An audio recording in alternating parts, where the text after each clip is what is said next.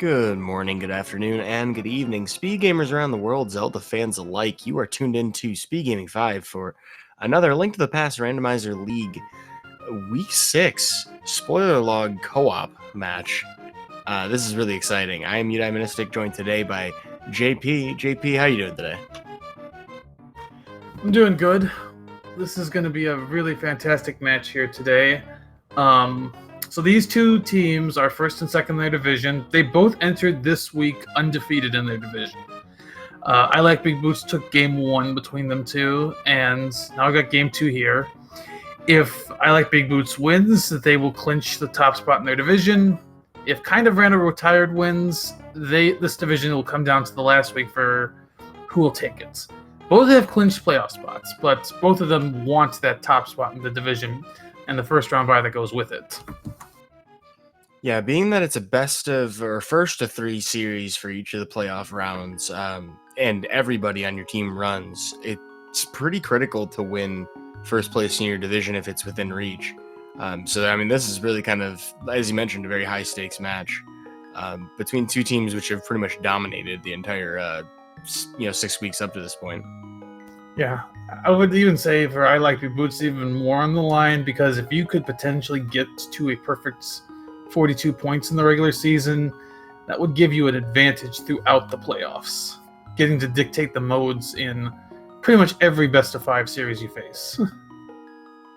Yeah, that is another consideration for the actual playoff format. The higher the seed is between the two teams, you get the earlier picks when it comes down to going more than 3 games total. So, just as a refresher for those of you out there who haven't seen the rules, format for the actual playoffs, the first, second, and third players of each team, respectively, which are titled based on pendants, actually, will play off against each other, and then the first to 3 out of that series of 5 will be the one that advances to the next round of the playoffs. So, team order matters. Whether or not you have a higher seed in the division, the conference, the overall bracket, all of that relevant. But today, we have a spoiler log co-op. So, JP, you mind explaining the format a little bit for anybody who hasn't tuned in this week? So when the seed starts in however many seconds until we go, both teams will be given a spoiler log. Each team has a pilot running in the background. Let me get them from our chat. I know our pilots today are Keong and Relkin. Relkin. I just don't know which one goes with which team, unfortunately. But they will get the spoiler log, and as the runners on the screen are running the race, their pilots will be telling them where to go and what to get.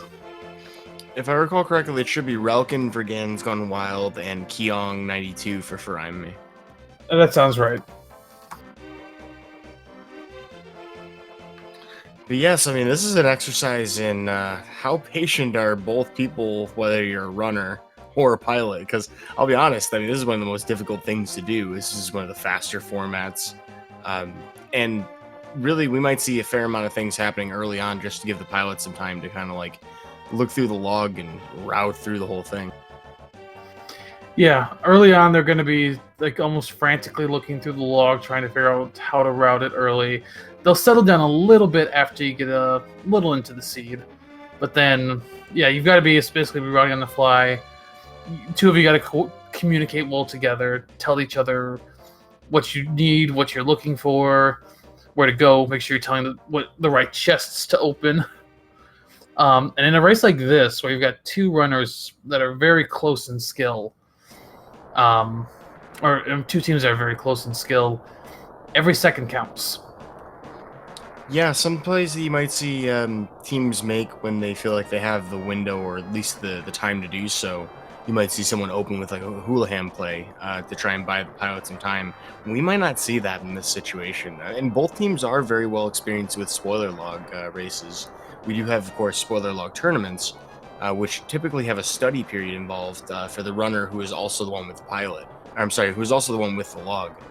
In this situation, the pilots don't get the log until go, which is part of why it's so stressful to be a pilot in this format. Yeah, A lot of teams I've seen this week have used the same pilot for both races because of that. So they have a person with the experience to pilot and to get them through it. Yeah, having personally done that myself, I think it's for the better. Different skill set, one that's hard to practice as a team. But that will be our start. So both runners going to start in the sanctuary, going to pick up their first Ganon's Tower key. Possibly their only Ganon's Tower key, but I have a feeling that we'll probably grab one more. If there's one on the way, we will. Otherwise, it'll be the mini Helmosaur at the top of the tower. Or unless there's something in the basement. But we do have Furaime going straight to the Lost Woods. Ganonsgonewild is going to do that Houlihan play. So this is a pretty important time spend for I Like Big Boots, and kind of Rando retired, because basically Furaime here is gonna just run right into the woods, grab whatever's necessary. Half magic right now, bombs, rupees, things you typically need early in the seed. Either they know where to find it early, or they're gonna end up spending a lot of time that ganonsgonewild just will not have to spend. These red rupees of the Hoarder Crab, though, pretty essential walking into the village. Yeah, that's a nice pickup. That pretty much mitigates any time that ganonsgonewild spent going through the Houlihan room, and both items in Lost Woods are good. Yeah, you're always a fan of finding that bow. It does make Eastern Palace, with the exception of keys, doable. Whether or not you have a lamp to get through the dark, that's usually not a consideration, but interestingly enough, ganonsgonewild is going to find one bomb on the way through south route to Kakariko. This is what you would typically expect to see, but this will probably involve doing either some farming or using that one bomb in the race game. I wonder what's here. What we're about to find out is Furaime is heading into blindside, no bombs. Either there's nothing behind the bomb wall, or he's going to get some down here. Or there's an extra loop involved. The other scenario, which is not fun. There's a mirror and blindside hammer at the race game. And so it may seem a little strange to use that bomb, leaving yourself with none for Kakariko, but having done Houlihan, we have all the money we would need. This is a route that does take us to a nice bomb shop, so ganonsgonewild going to get a nice south to north kind of route or loop here with bombs leaving the village. Furaime probably not going to have bombs unless there's a stop here at the shop. Yo, that sync. Looks like both are going to grab bombs, which is good in this mode. One of the things you don't estimate in this mode a lot is exactly your ammunition. A lot of times you'll forget to get that ammunition together, and so you'll all of a sudden at some point midway through the seed find that you're out of bombs, you're out of arrows at a critical moment.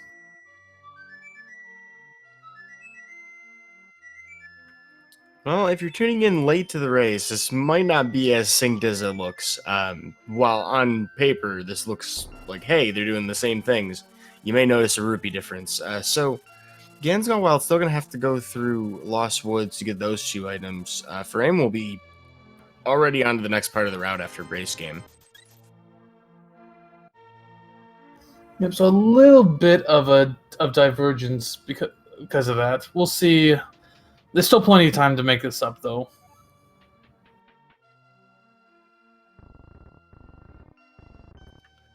So for those of you who are less familiar with spoiler log races, you may be wondering, why have we not seen a map check yet? Of course, this is Key Sanity, so we won't actually, be able to see them on screen until we have maps in our hands. But our pilots do actually know which dungeons will be crystals and pendants. They may or may not have actually marked those on their own personal trackers. We do have it, of course, for your benefit, the viewer, on our actual tracker on screen, so you do actually know which dungeons are which. If you take a close look at that tracker below the game feed. I also have a little other piece of information, like what our green pendant and red crystals are, what our entry medallions are. And so those are other pieces of information you might not see until right before they'd actually be needed, but we can see them on our end. Speaking from experience, this is kind of the point where kind of Rando retired's team with Kyung at the helm for piloting is probably thinking about some of these bigger questions for the seed. Of course, you're always looking for your Dark World access pretty early on. Um, and usually by the time you're heading to Mini Moldorm Cave, you've got a plan for that. Yeah, we will see how much they have to do. So the pendant and crystal element's actually pretty interesting here. Early pendants in the dungeon, so a lot of longer dungeons you need a first sword there for Furaime, as well as second key, first to pod. And an ice big, which is not really a required big key unless there's something in the Ice Palace big chest. I will say it does take some of the guesswork out of the dungeon as a pilot. The one thing that stinks about it, though, is that like you really want that Cane of Samaria for Icebreaker. Because in Key Sanity, it does simplify the dungeon quite a bit. Bombs left, right, and center here.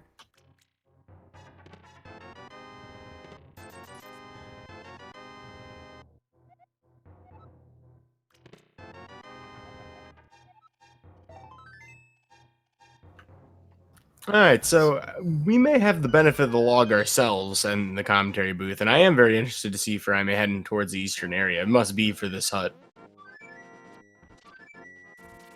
Yeah, I do like to pull it up here just to see what some of the little things are coming from the sea, though I'm not going to say anything, obviously. Right. I was just surprised to see us heading in this area in general, so yeah, there's a save and quit. That makes more sense. Also, I don't think we saw Ice Rod Cave before from Furaime. Did not. It's easy enough to get back to with the flute, so they can come here at any point. It's a big key to GT. Okay, well, you can pick that up at any point, as long as they do it before they go into GT. So basically, this is like an ice rod, in a sense. In a sense, it is, actually. When you route it in is sort of irrelevant, just as long as you don't forget. Yeah, pretty much. There's the Samaria, rupees, and our mitts. Okay, I don't believe we've seen a Moon Pearl, but we are pretty much all the components we need for that to get to Dark World. Yeah, we'll see where Furaime goes. I think I know what their next play is.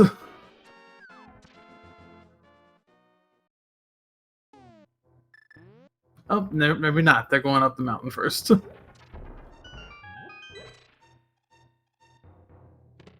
So, actually, you can go into Hera right now, though it is a pendant.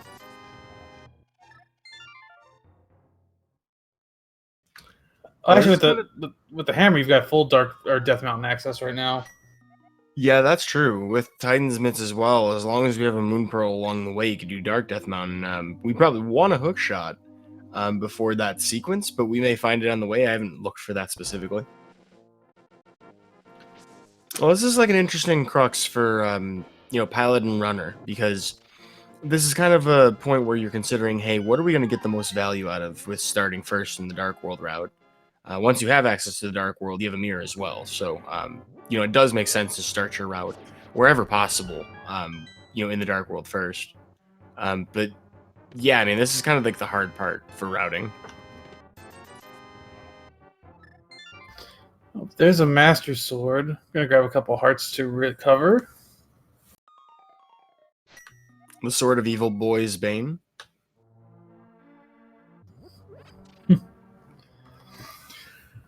Alright, and yeah, here's the play I was expecting. So an interesting little quirk of the randomizer is there's a back way you can get into deserts. That's even in logic without the Moon Pearl. And ganonsgonewild going to make the exact same play. Basically, this is in logic. You having to go into the Dark World in bunny form and mirroring to get back to the Light World to go in somewhere. And because of that, depending on what it requires to get into desert, sometimes you'll find like a required desert palace to get into GT with a book in GT. So you see it a lot in a lot of seeds. So both of these runners taking the time to do this now makes a lot of sense. This is Well, we're gonna find out shortly what this is, but there's a reason you come here, even though the logic's weird. Moon Pearl can be locked behind that. Yep.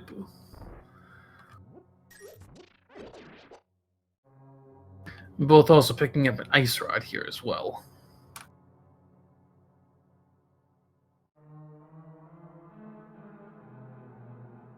But that's Dark World access, and looks like we're starting in the Hype Cave area. We've got access to basically all the Dark World portals at this point, because they have Mitts and the hammer. Yeah, I think both of these two would have loved to have been able to finish the dungeon while they were there, but no fire source, so Lamel is just going to have to be put on Ice Rod for now. Yeah, no fire source and no big key as well. Yeah, it's an easy thing to forget sometimes when you're watching these because of how fast they go straight for just items. There are actually keys involved. There's some blue mail, which essentially doubles your life. Blue mail's kind of like an essential safety for spoiler co-op. The boot's also pretty critical. So Hype Cave kind of nice today, but this is a much more comfortable position having that blue mail. Things that we expect to be low percent, like Ice Palace, Misery Mire if you're in there.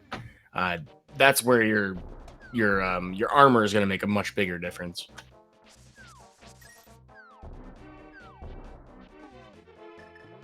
Yep, and Furaime running straight up to the pyramid.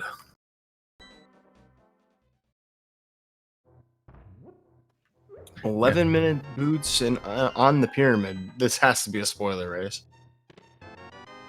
Not even looking, of course, going straight forward flippers, which are required since Swamp is a crystal.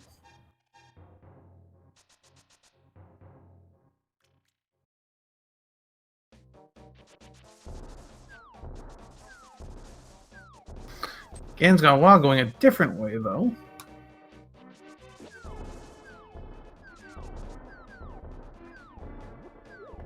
Looks like the south route into Village of Outcasts, so either Stumpy's got something, or maybe both of them are converging on the same spot now. Possible. Got ganonsgonewild going cave south of the grove. Got a big key. To Mire, that is a required one. Yeah, you can forego most of the small keys for Mire since the dungeon does provide you with quite a few options, particularly when you don't have to full clear. But that big key, unavoidable. And the other thing about Mire is, like I said, you don't need small keys. If you're going in Mire just for Vitreous, you absolutely need 0 small keys. Vitreous is one of the few bosses you can get to in a dungeon without a small key. Which, as a result, means in normal rando, a small key can be on Vitreous. And that's a nice place for a Thieves' Town big key. Yeah, so Ambush Chest going to push us on further into the dungeon. We have the 1 sword that we'd like to have at minimum. 2 swords is nice just for added range against blind, but should be a pretty straightforward slam dunk dungeon for Furaime.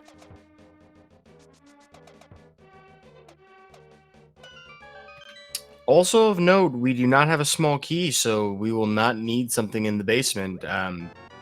Well, I hope, at least for their sake. There's a bottle for ganonsgonewild. Probably going to turn into Smith and then go to Sick Kid and get his Master Sword.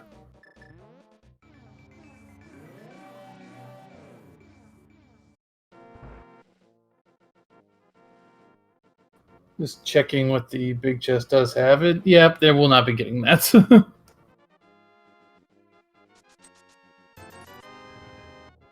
Another big key to... Oh, interesting. To pick up the big key to Swamp. Yeah, big key to Swamp, something that you sometimes see, sometimes don't. And taking the time to pick up the dwarf or the blacksmith on the way up definitely indicates that we have something in that Swamp big chest.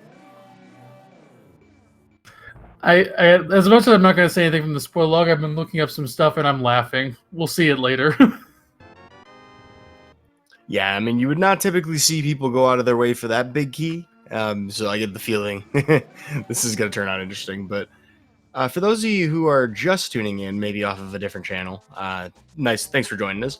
You're looking at a spoiler log co-op race between I Like Big Boots of the Link to the Past Randomizer League and Kinda Rando Retired, ganonsgonewild, and Furaime, respectively. Only major differences as far as early game goes is a Houlihan play for I Like Big Boots, but otherwise we're seeing the convergence of two different Dark World routes. There's a small key to Meyer. That's a nice little pickup just for helping route Meyer later.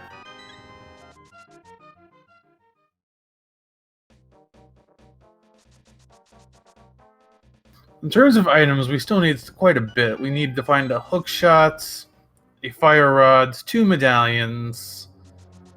Actually, I think that's it item-wise. And then we also still need a bunch of keys. Yeah, a cornucopia of them, if not anything else. I mean, we've really not seen a lot of keys at all.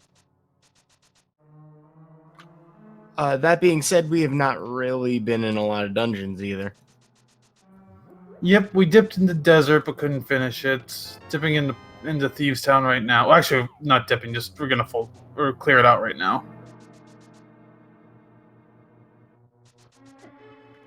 This is also one of those scenarios where, as like a runner, this is kind of scary. Like even with blue mail, that's only going to help you a little bit in the blind fight.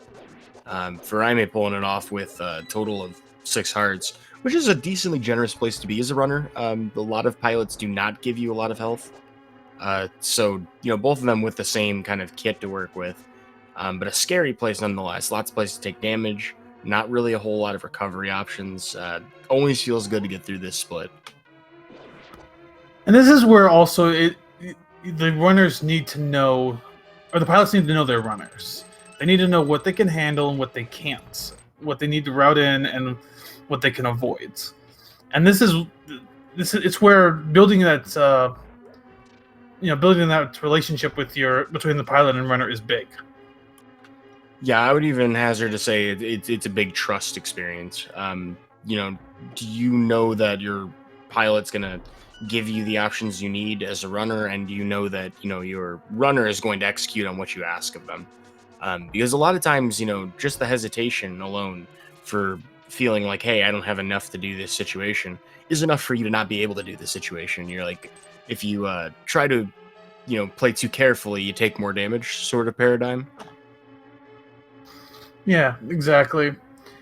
And so just knowing you trust your pilot, telling where you're going is right. The pilot trusts the runner that they can do what you believe they can do. You as these runners are generally asking questions, and they can also watch the restream, which they might be doing right now. They might even pop up in chat here and there. And if they see, okay, we're behind, do you feel comfortable skipping this and this that we normally would pick up?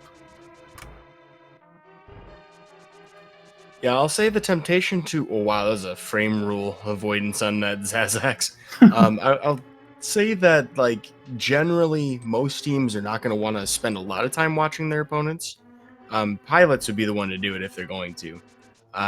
But it is information that you are able to get, and there's no penalty for that in this particular week. It's even encouraged.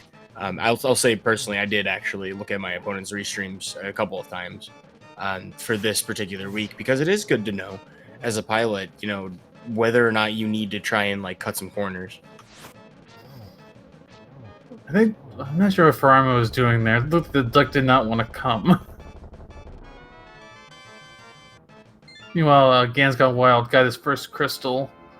Furaime picking up magic, that usually means stepping into a magic-intensive dungeon.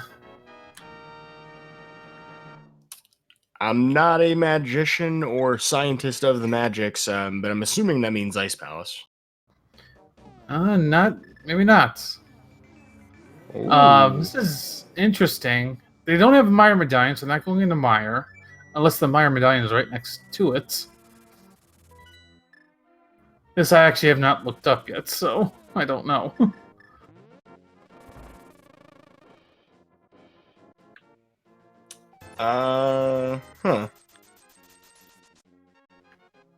Key under the mat? I guess so. Classic classic placement for that. Yeah, they might be kind of rando retired, but they're not kind of rando surprised right now. That's an interesting way to put it. Yeah, these two have actually kind of converged a bit now, but the one difference being Furaime has the flippers already from Pyramid.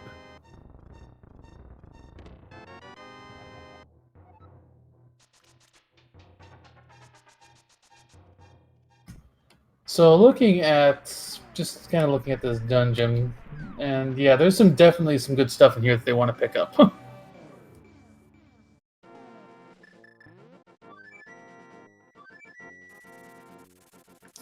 Well, even with having sword beams, Mire 2 not to be underestimated by anyone.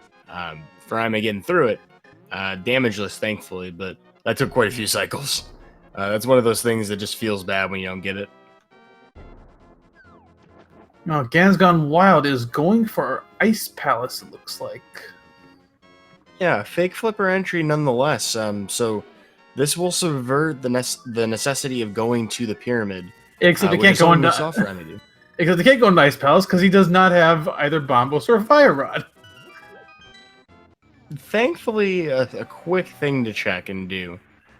So that will be a small gaff that costs like probably about 30 seconds or so, and towards getting into Misery Mire. So that's a little bit more of a lead Furaime has right now. All right, so the small key for Swamp being found there in the bridge, the only key you generally care about for Swamp. We did, of course, go well out of our way to get the big key earlier, so still more surprises to be found from that. I also got the big key to Desert, and Furaime left. Not gonna take out Vitreous right now, even though you do have what you need to take it out. But I also get it because a Master Sword Vitreous fight, not the best. You do have arrows, so it's not so bad, but I would certainly avoid it with like everything I could possibly do, unless I had like extra arrows in this scenario, because you kind of want to save 8. yeah.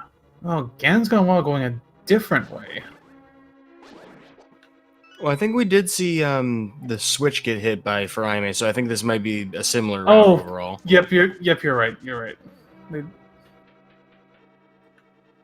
But otherwise, this would look very strange in general, looking at this dungeon in most randomizer formats. So we'll see if ganonsgonewild is going to go all the way to the boss. There is a reason you might want to do that, although it's not strictly required.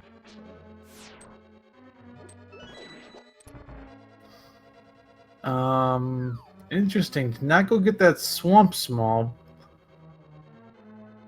Unless he's planning to do something else in this room.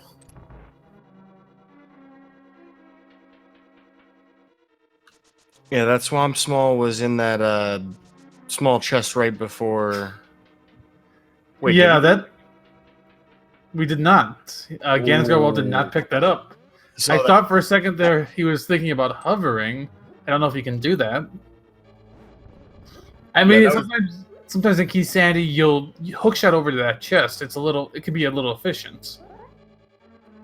I'm gonna say beyond a doubt that they intended to get that, but forgot. Yeah. Well, Furaime picks up Bombos. Went specifically out of his way to get Cape and then go get Bombos. And gonna go into Ice Palace. And actually, yeah, okay. I'm actually looking at the log. That was required to do. We'll find out why later.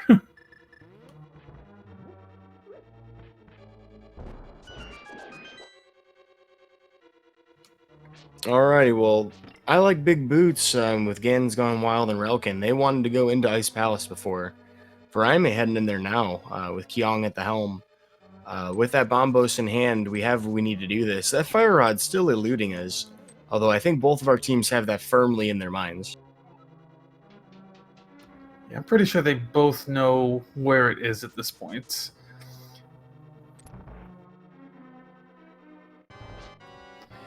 Actually, hold on. Actually, no, that was not required to do. But I'm looking through the chest. We'll talk about it a little more later. The fire rod logic in this is just very interesting.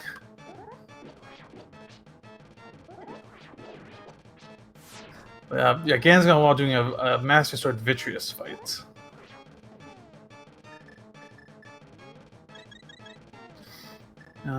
Yeah, I was gonna say he's done some good spins. Just pull out the bow at this point.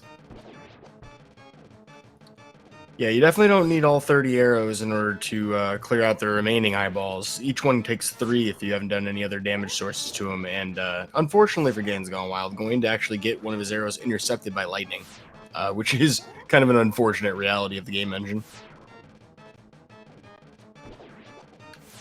And like most things with the Super Nintendo, things run faster when there's less of them on the screen, so you get a lot more lightning attacks. Meanwhile, we get a icebreaker attempt from Furaime here, with I wouldn't call it an unconventional setup, but just a different way of doing that from what you see a lot of folks do. Gets the 1 left frame buffer, and we get a TR small key off of Vidi.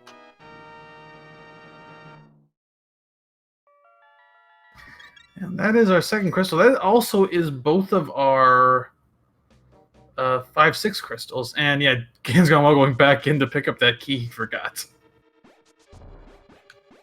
Although I will say I probably prefer this double dip over the boss double dip. Then again, though, it's so much faster to do the boss with better equips. Maybe Furaime ends up coming out ahead on that total time spend. Well, he just picked up Tempered in Ice Palace. So that'll definitely help when he goes back to take on Vidi. We'll say that that's probably the last sword you're going to expect to see these runners get. They're not going to pick up the 4th sword in this seed. No love for the Game Boy franchises, huh? Nope, no 4-sword adventure here. There will, however, be an extension to the hookshot. Furaime getting 2 big things here in Ice Palace. Moving on to Cold Stare, it looks like, unless we're looping back through.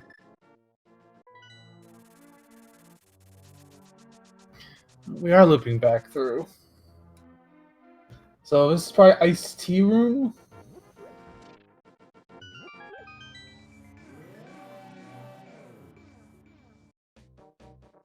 Over on Gan's Gone Wild side. Probably about to make the same play that Furaime just did. And gonna go pick up that cape and get the Bombos medallion. Oh, yep, we have a big key to Eastern in Ice Tea. So that was definitely needed. Or wait, no, that's a pendant.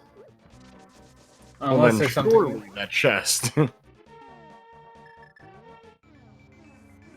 maybe there's something else they need to grab in Eastern. I mean, it's hard to like.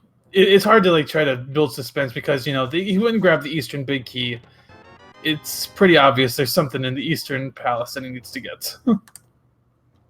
But for the sake of our, viewers out there, there's not a ton of things that are really worth the diversions. Of course, we do know that Eastern Palace being a pendant means that it's probably either an item on the boss or the chest itself, if that's going to be the factor. But being that it is a pendant, it better be a pretty big time save or required for someone to want to go in there. So that leaves us Fire Rod, Lamp, maybe if you really wanted silvers, or maybe a book. Not a whole lot of things that would be necessary at this point, so an interesting thing as a viewer to see. Yep, Fire Rod or Lamp, if the Lamp were to lock the Fire Rod. Quake Medallion also still sitting out there somewhere. Oh, right, so that is the one remaining medallion we haven't seen and actually will need, as that is our Turtle Rock entry.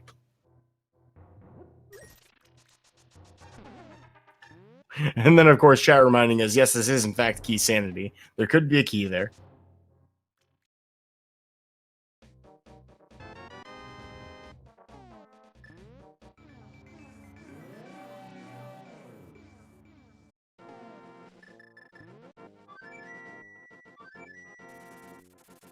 All right, Furaime is heading. Looks like this is an Eastern Palace play. So just got that big key out of out of Ice Palace is going straight into Eastern.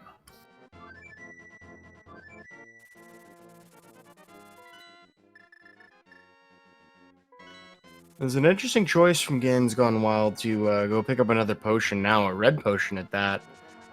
Might be it might be good for us to point out that there's not a lot of money currently in this seed.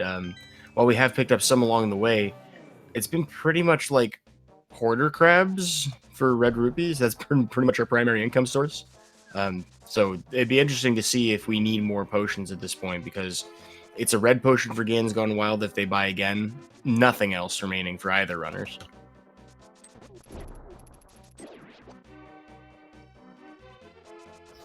Yeah, Ganonsgonewild is going to pick up those flippers on the pyramid.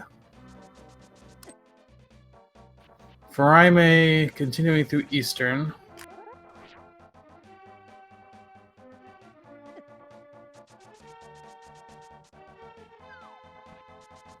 Okay, there's why you needed the Eastern Palace Big Key. You needed the Quake Medallion.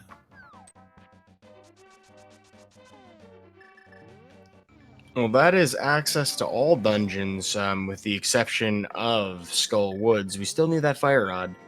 But beyond that, we do have everything we need in order to get into the dungeons of the game. Clearing them, another story altogether.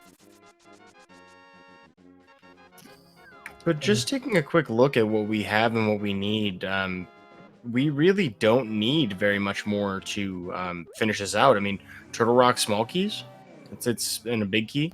We will need 2 smalls and a big for Turtle Rock. We still do need a Fire Rod, for sure. Lamp, maybe. Big key-wise, we're actually good. I mean, Furaime's gotta go pick up the GT Big Key at some point, but that's an easy flute to get to. It's also an easy flute to forget. I'm so concerned. Like, I mean, because it's the thing that I was as a pilot would forget, and that's why, like, I mean, I know Kyung's a smarter player than most, and let's be real here. I mean, Kyung is kind of a genius, well known for his spoiler log performances in the past. The joke being, is this a sub 50 seed? Well, Kyung must be playing. I'm very interested to see when they pick that up. If that's right before GT, I am very impressed with them as a team.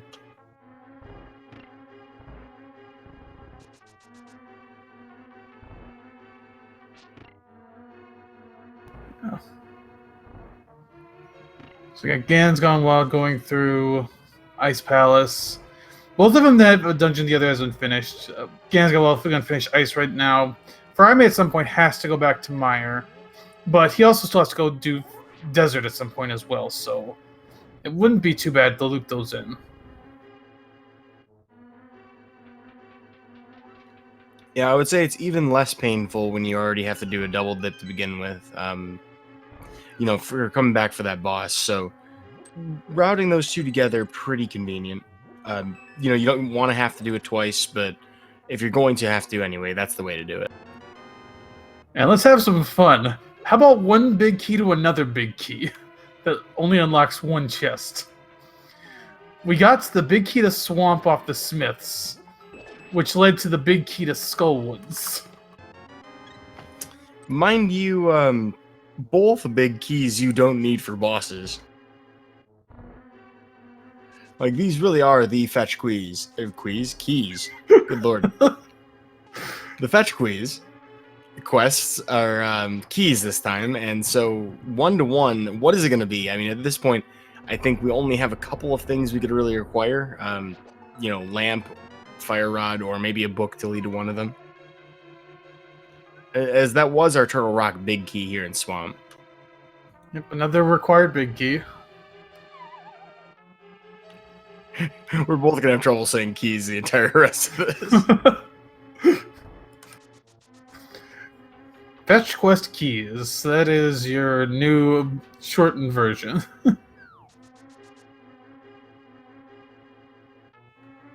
Alright, well, it's a good thing they don't need many more. So, yeah. Moving on towards our respective bosses here shortly. Furaime in position to do potentially a zero cycle if desired. Whereas Ganonsgonewild going to stop for that one iced tea chest. Ooh, here's a zero cycle attempt. Not quite.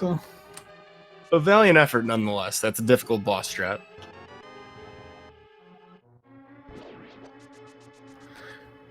But gonna go for Ice Rod, 2 Ice Rod shots and a spin. And Argus is down. The small key to GT. Okay, they got both of the small GTs they need.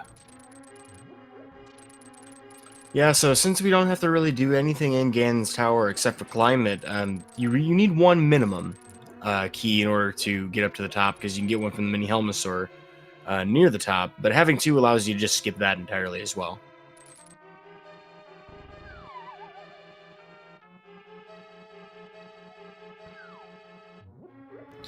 Alright, and Furaime now heading back to 8. Okay, they're going to pick up their GT big key now.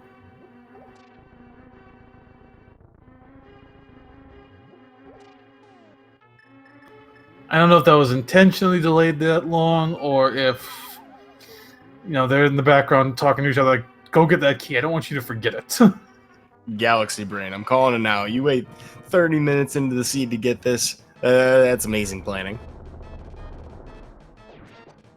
I mean, it did save him a few seconds, because I believe when ganonsgonewild picked that up, he didn't have boots yet. So waiting for boots, he at least saved a few seconds. The good news is that neither team forgot it today, which is amazing. That's probably the worst feeling when you're like, where even was that? And why did we not get it earlier? Yeah. Well, that's cold stare down for ganonsgonewild. Both of these two in pretty good health situation, 8 and 9 hearts respectively, which is really a great place to be with Blue Mail. And here we go, Skullwood's big chest. So we went from Blacksmith to Swamp Palace big chest to Skullwood's big chest. Could this be the mythical, legendary Fire Rod on its original? Is this even randomized location? It is. So your options for this were to... You needed to go, obviously, get that swamp... Go into the Swamp Big Chest to get the Skullwood's big chest key. Your options were to either double dip Swamp, or to go out of your way to pick up the cape to grab Bombos. To do a single dip of Swamp. So you can get the hookshot of the device. It was something of a doozy. But Fire Rod acquired. Furaime will be going over to murder the Mothula. That'll leave us just Desert Palace, Misery Mire, and Turtle Rock. So we'll have a desert combo to follow this almost assuredly. As for ganonsgonewild, we still need to make our way over to Skullwoods after Swamp Palace here. And Furaime still needs a Turtle Rock Small. I'll get one off of Vitreous. That's where ganonsgonewild got its second.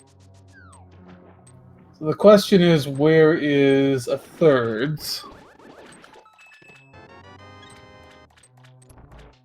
And I think I actually see how they're going to route that. Okay. Nevertheless, you do worry about that as a pilot and a runner. Hopefully the pilot worrying about it more than the runner. Because while there are 4 out there, the Turtle Rock small keys, you definitely need at least 3 if you're going to steal that key in the lava chest area. Kind of a scary Mothula fight here. Furaime in good position to finish it up, though. Will deplete most magic and walk away with the crystal here. Also picks up the big key to Hera. But I think that was just because it was the boss prize. No other reason for that.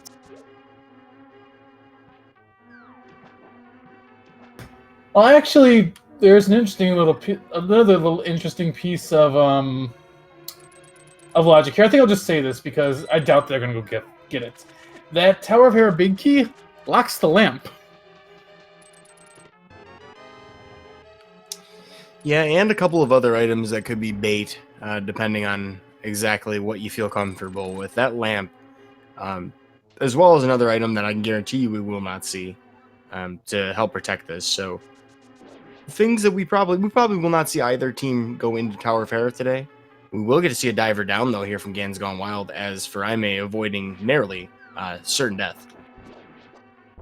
This is the other way you can do diver down. We saw Furaime set it up with Samaria. There's also a bomb setup.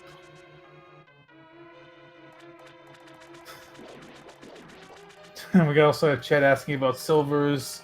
I think I can go ahead and say the silvers because they're not going to grab silvers either.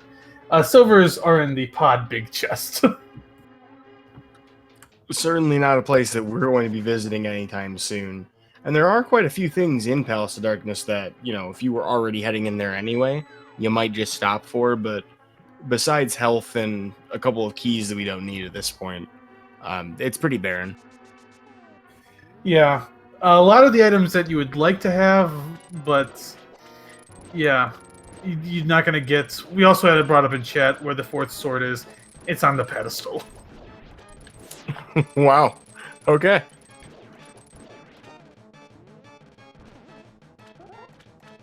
So yeah, that's a bunch of stuff you're not going to see, so we have no problem spoiling those. Truly, if you were oops all dungeoning at that point, you're in a worse position for the race than anything Gold Sword could do for you. Alright, well that is Argus down for Gan's Gone Wild. A very efficient fight. Maybe a little quick. Well, I don't know. It's pretty much one cycle for each of them. But definitely a deficit of time. We still have Skull Woods behind for them. And then Furaime is already in the basement of Misery Mire, almost to Vitreous. Yeah. So I'd call that a full dungeon advantage at this point. We're going to actually see exactly what the advantage is here shortly, because as Ganon's Gone Wild heads into Skull Woods, they're going to basically be converging in deserts as they kill the deserts boss. So that'll be when we actually get to see how these runners are doing. And like you said, Furaime is probably in the lead, but we'll see exactly how far in the lead in a few minutes. Yeah, that's a good point. I forgot to even notice that Misery Mire already completed by Gan's Gone Wild, despite the earlier double dip. That does actually weigh into this, because Skull Woods is quick. So a fast moth fight might actually put like Big Boots back into this. Yep. I will say that is a considerably more efficient Vitreous fight. With Tempered Sword, you can basically play this like NMG.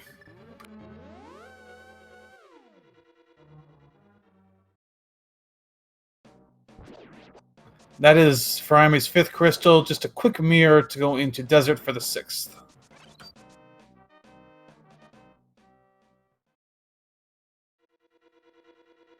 So it actually might be about a dungeon advantage, but it'll be a quick dungeon advantage for Furaime. I'd say maybe 2.5 minutes. Which in a spoiler race is practically a year. That being said, we've seen quite a few different spreads in this league week, all over the place, whether it's 5, 10, 15 minutes, or even 5, 10, 15 seconds. And of course, we have all of GT to consider as well, which is definitely something to consider on relatively lower percent execution compared to regular seeds. Although I'd say they're both pretty well equipped, all things considered.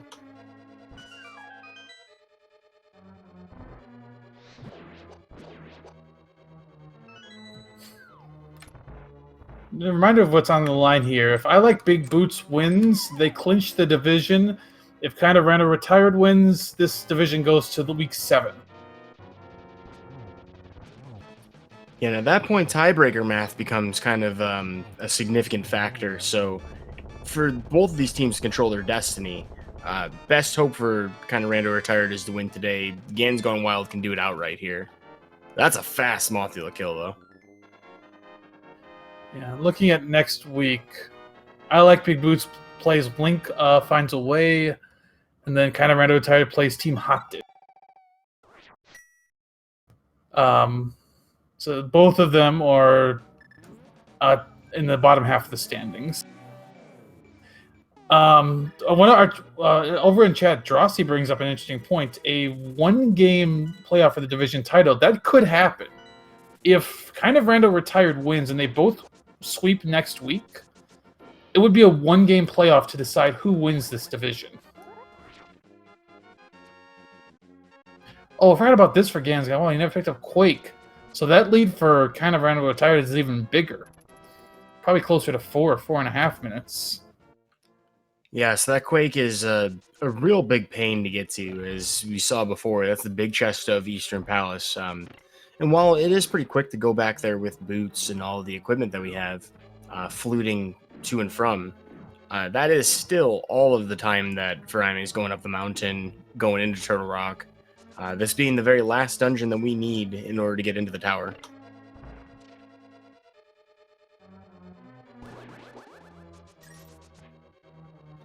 As we cross over the 3/4 of an hour mark, our runners know everything they need to do. Our pilots have pretty much hit their arm rests and their leg rests, and they're pretty much kicked back at this point, waiting, hoping that their runners can pull this off for them. I'd like to remind the audience at this point, though, if you like what you're seeing, check out these racers on their personal channels and their pilots as well. Whether that's ganonsgonewild with Relkin in the background or Furaime with Kyong92 in the background. Obviously, both of these two are strong contenders in the playoffs. The exact position rank order yet to be determined, but I'm really excited to see what happens in Week 7.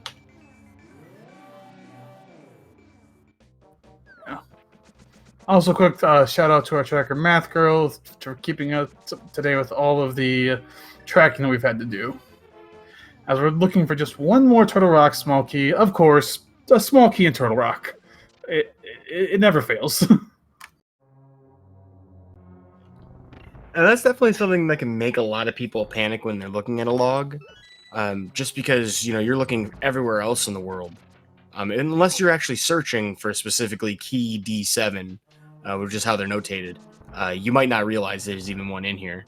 So yeah, there's the in Turtle Rock small key. The runners would probably panic if they didn't hear about this from their pilot at some point.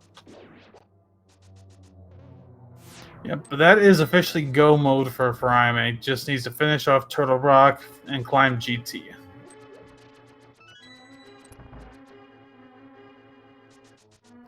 And actually in pretty good shape. Has 9 hearts, blue mail, tempered sword. As I said, you're not going to see silvers. You're not going to see any other safeties. This is what he's going to have for the rest of the season.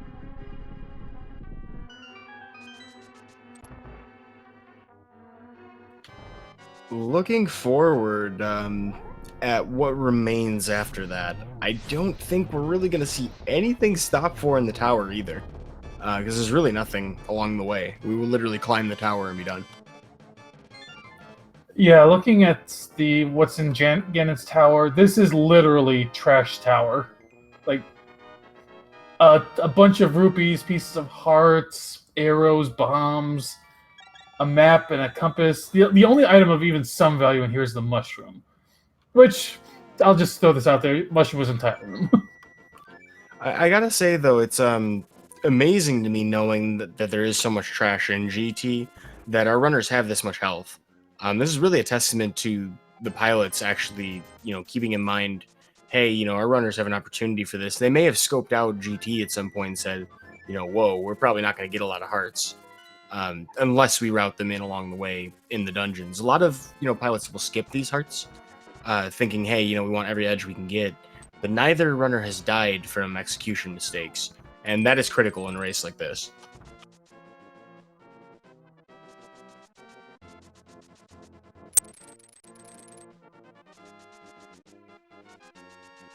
Oh, I just had to look it up because somebody asked where the mushroom leads.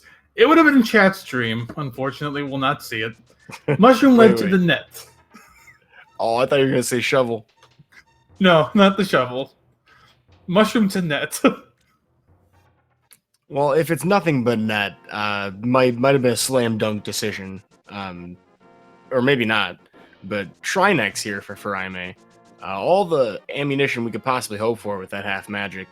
Trying to backdoor strat, unfortunately taking a little bit of a damage bump there. Will require an extra shot from our ice rod today. I think chat doesn't like that pun. It wasn't a swish. It's no big deal.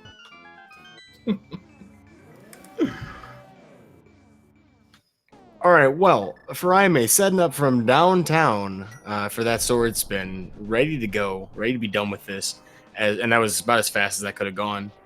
So a bit of a layup of a fight, actually. Furaime going to make their way into Gen's tower with Kyong at the helm, and really nothing else left for the pilot to do.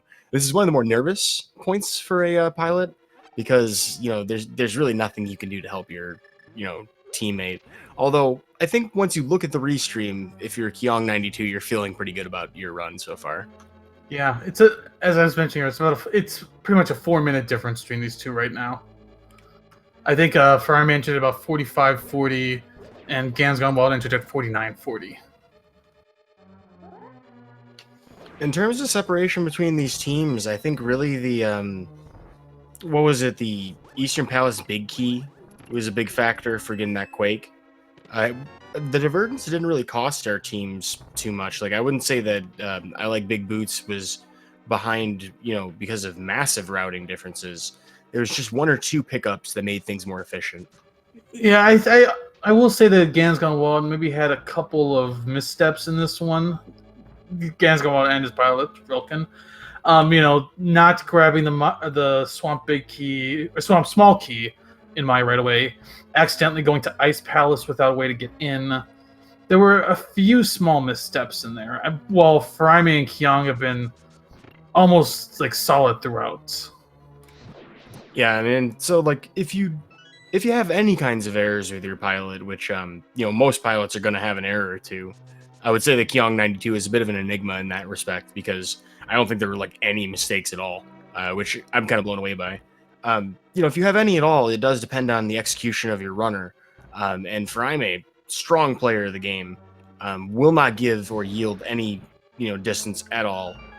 So despite ganonsgonewild being a strong player, in his own right, there's just too much to overcome. So this is really kind of Rando Retired's race to lose at this point.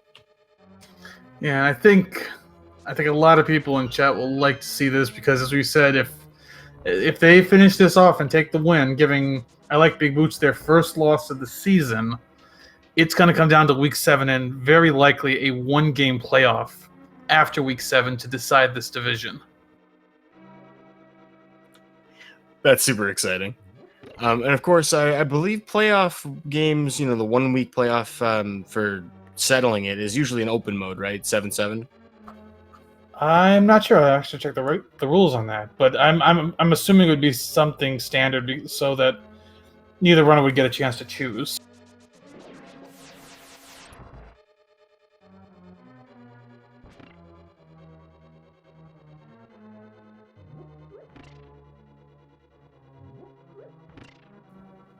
Chad asking a little bit more about this playoff.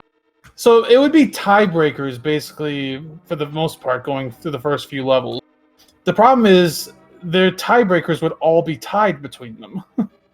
I believe the first tiebreaker would be obviously head-to-head record. They'd be 1-1 against each other. Second tiebreaker, I think, would be against the teams in order going down through the division, and they went 2-0 against every team. So go ahead. Yeah, it's a weird setup, but the actual thing from top to bottom for division tiebreakers, you have the head-to-head, then if there's a tie between 3 or more teams, which we won't see, it would be the best aggregate record against other teams who are also in that tie. So if one of your other teams did really well in the division, against certain teams, that could be a factor. Beyond that, it's the record against other playoff teams from your own division during regular season. So basically, it's rank order amongst those that qualify. And then record against non-playoff teams beyond that. So there's quite a few criteria you could use to separate, but with all of these wins and so few losses, as you said, there's a pretty decent chance it goes to that one-game race-off, open mode defeat Ganon 7-7. And I believe each team would get to choose their representative for who plays in that. Yes, that's true. Well, that was an incredibly fast gauntlet out of Furaime. ganonsgonewild just about to enter the dungeon, and that's actually a credit to ganonsgonewild because I would say that time gap looked wider going into Turtle Rock. Yeah, but as you said, Furaime is just cruising through this tower, just has an Aga 2 fight and a Ganon fight away from finishing, and most likely going to finish sub-hour Gansgon will probably be just slightly over an hour. Assuming nothing else happens, of course. True. On a good day, though, I would estimate the climb for GT between 5 and 7 minutes, depending on how good you are at it. I mean, it could be less than 5 minutes. You just gotta be really good.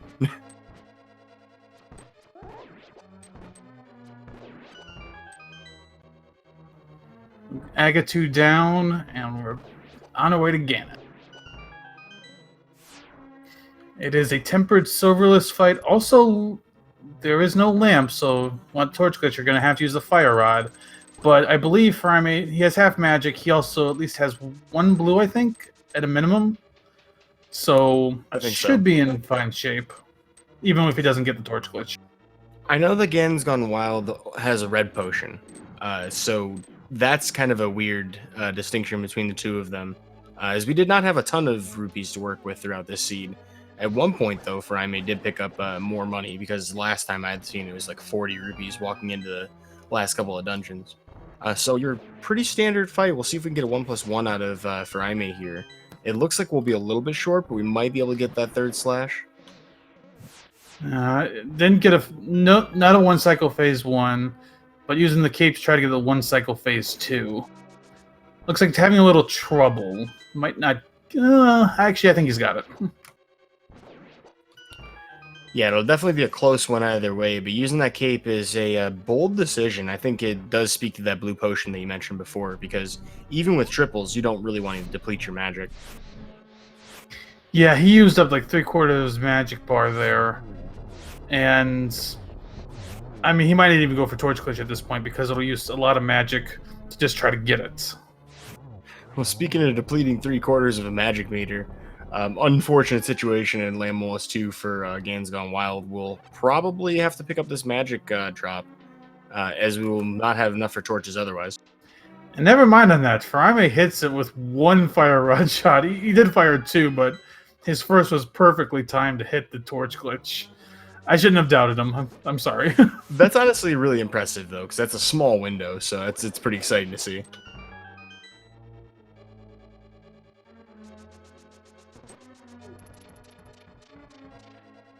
Yeah, at this point, it's just spins. Gonna pop the blue potion to refill the magic.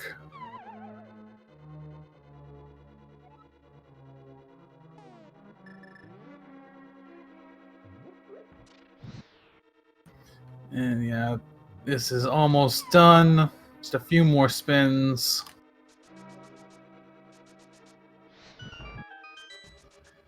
And there's Ganon down. The sub-hour dream for Furaime and Kyong92 just crushing it.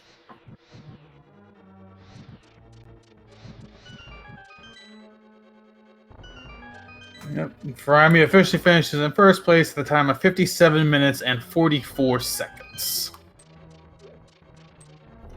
Now, I'm going to hazard a guess that Furaime is probably not doing an interview, as this has been the subject of meme lore in ALTTPR for quite a long time now. But we'll see. Hopefully we get an interview. Otherwise, though, join us in cheering on ganonsgonewild and Relkin to cross the finish line, as they are in Moldorm 2, not very far behind. We'll at least get Furaime's pilot, Kyung, in here. Might be able to give us some insight into Furaime. Not sure if we're going to bring him in right away or if we're going to wait until ganonsgonewild finishes.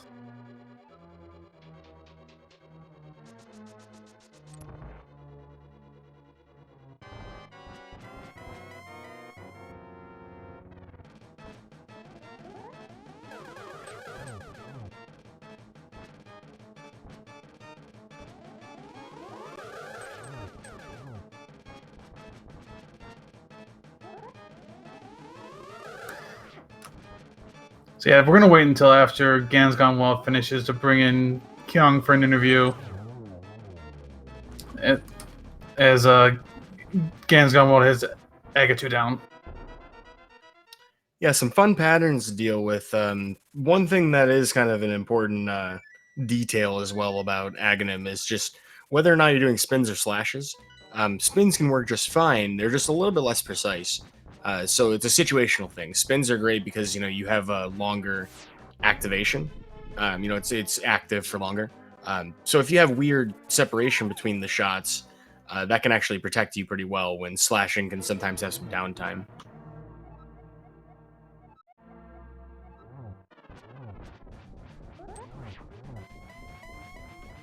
Alrighty, well, Ganon time for Ganon's Gone Wild. Living up to the name, heading to a not friendly warp position. It was just the same as we saw in kind of rando retired sign. But they did get the one cycle for the first phase, which is nice. Ooh. Ooh, that hurts. Oh, and I guess he's just not gonna finish out. He's forfeit. And so we're gonna both in here now. Understandable. We are joined currently by Kyong92, the pilot of the winning team, kind of rando retired. Congratulations, and please extend our GGs to Furaime as well, who we know as tradition will not interview. Hey, thank you. As we were also joined by Relkin, the pilot of Ganon's Gone Wild. GG. Hey, GG's Kyung. Jeez. So, why don't you just start by just taking us through your strategy for your routing for this? Like, any overall thoughts you had on it? Usually we start with Houlihan and then just kind of go from there. It was kind of nice that we start like Link's house, can get the hammer right away. The whole thing about the cape kind of being required to avoid a swamp double dip, I completely didn't think about after Thieves Town, so that wasted time there. I think I was a little scared about GGW doing Meyer with such low equipment, but he did it all right. He had 2 potions, so and then I guess we could have put off GT Big Key until after we had boots. That was just kind of like, oh, we're here, we may as well get it. But yeah, I didn't really have too many high expectations about this. Yeah, Kyong Frame, you guys are really good. Didn't really expect to come out with a win on this one. So It was definitely a competitive race either way, though. For what it's worth, I mean, it takes pretty much God vision to go any quicker than the two of you guys did as pilots. I mean, like, that's something I think that cannot be overstated, is just how difficult it is to try and, like, stay ahead of a fast runner and do all this in, like, an hour. This is a maddening kind of thing to try and do. Relkin, did you do the other pilot for this week as well? yeah. And same for you, Kyong? Yeah, we both did both, yeah. We're all pilots here. Unless JP ran. Did you run? I ran. Aw, man. Okay. Well, we're mostly pilots here. It's a difficult task, and I'd like to thank both of you for doing it, because it's probably a little underrated for how difficult it is. Yeah, this was kind of interesting for sure. I also didn't see the whole cape situation much later. It would have been nice to have gotten it before going to Meyer there, because we did end up double dipping Meyer, leaving the boss for a lap. I think because we had some bad experiences with Dark Meyer and some spoiler seeds before, so we just went after when we had a little bit more health tempered cape and all that. It was much more smoother. Overall, the city wasn't too bad. Was nice to get boots early, 2 pendant dungeons that we never stepped inside and all that. Yeah, it seemed like the most interesting part of that logic was what it took to get to the fire rod, and as you said, what you needed to do to avoid a swamp double dip. Mm-hmm. Yeah, I think Relkin, you said you kind of noticed it a bit late, and I think you said, but you both said you noticed it a little late. Yeah, definitely. I don't know. As far as, like, parsing the spoiler log goes, there's certain things that you're going to look for and certain things that just will never show up or present themselves until you've made it, like, into at least one of the steps required. Picking up that swamp small is probably, like, a good example of that. It's something that you would never be like, hey, I don't want to do that. But it's also something that's probably not sticking out to, like, noticeably when you're looking at the dungeon the first time. So the fact that both of you as teammates, or both teams made it to Ganon by now or in this kind of seed really speaks to looking at the long term in the log, which is something I think a lot of pilots have struggling with this week. And this is actually the very last spoiler log race of the week. As these two teams close it out, I want to kind of transition over to talking a little bit about the playoff picture. Are you two ready for a potential one round or one match playoff match? This is something that's in contention depending on next week. Yeah, we were talking about it. Like, yeah, I think this actually. I was just talking with my team and saying, yeah, this is probably going to be just a tie and just race off for the division crown. But yeah. Yeah, coming into this week, I was happy with a tie as well, honestly.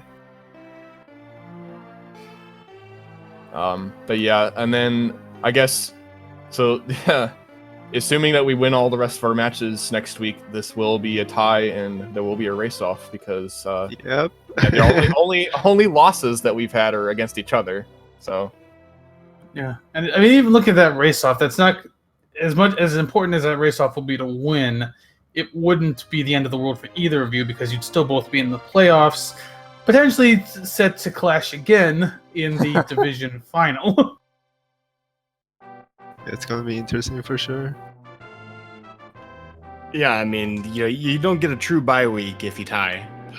You get, a 1/3 bye. A 2/3 bye? A 2/3 bye week. You still got to do one race.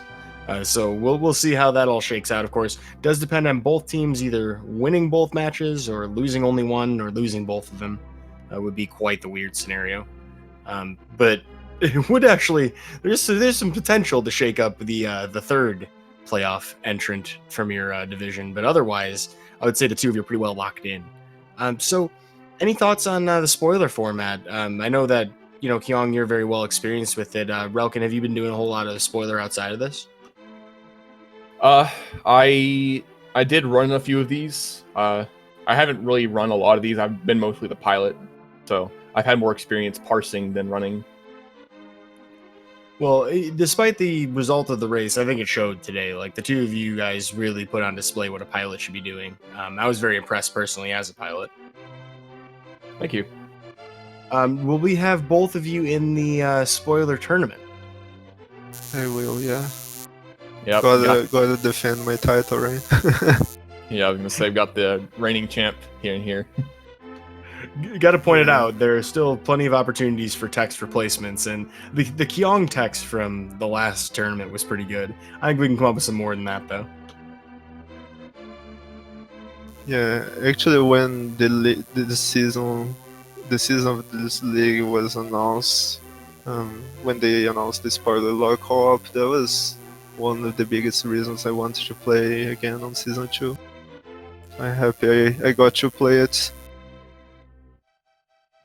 At least it was key sanity and not something weirder.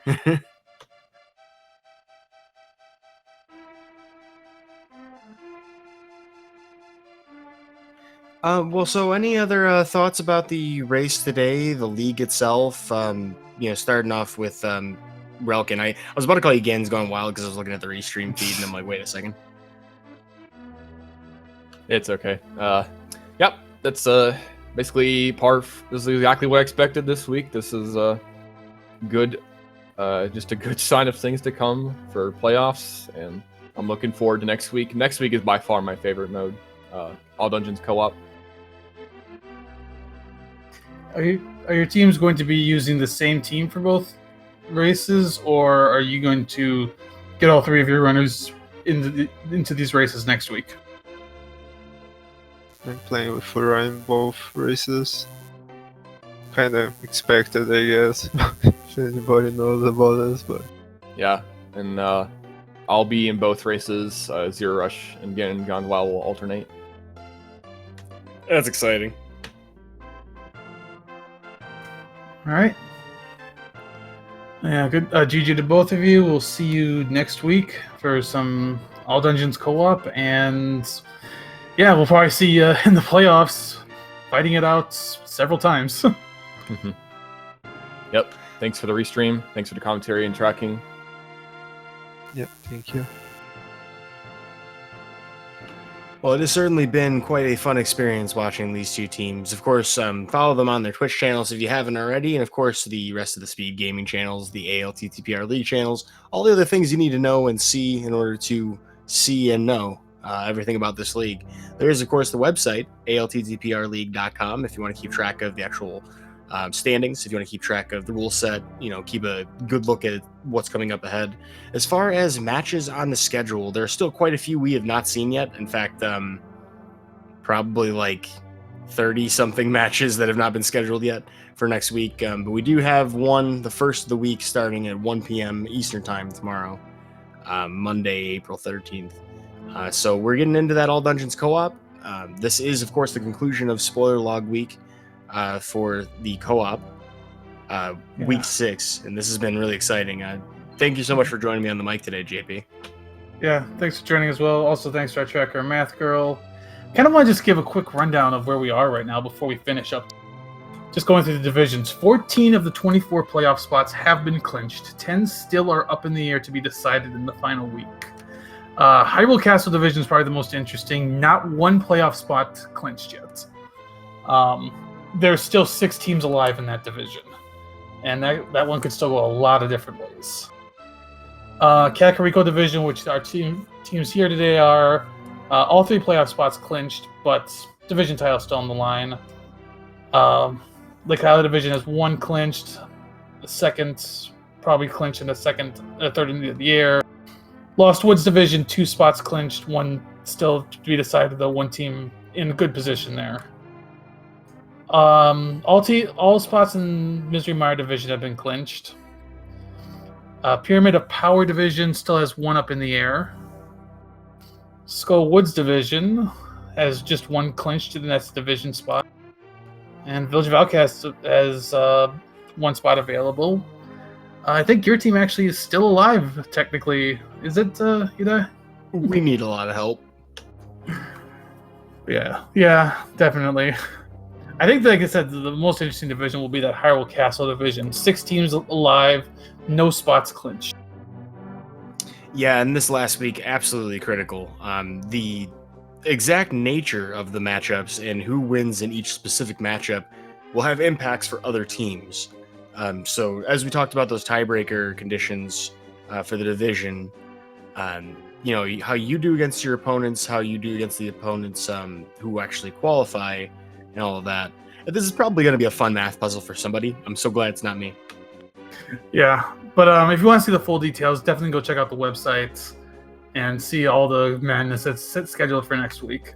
And then, of course, in 2 weeks, or actually, well, technically 1 week from today, 1 week from tomorrow, we should be starting the playoffs. So, a lot to come. Yeah, it's boiling down to the nitty-gritty, and we've seen a month and a half now of some amazing Link to the Past randomizer action. Of course, you can get involved too, folks, if you want to help with tracking, commentating, maybe a little bit late in the tournament to jump into it, but looking forward for next time. This is all powered by people like you who are watching, so we appreciate it. Thank you for tuning in. We have covered pretty much all the bases. I think this is pretty much the end of our broadcast today. I've had a lot of fun doing this, JP. I really appreciate that your name was on that schedule for me to sign up to. Yeah, I was glad to see that you signed up for it as well. So definitely, I always love commentating with you. So this is good. And a spoiler log at that, it's a quick one. If you're tuning in now, sorry, it was a quick one. Yeah, exactly. All right. Well, I think as you said, let's wrap it up here. Thanks everyone for watching, and have a good rest of your day. Yep. Have a great night.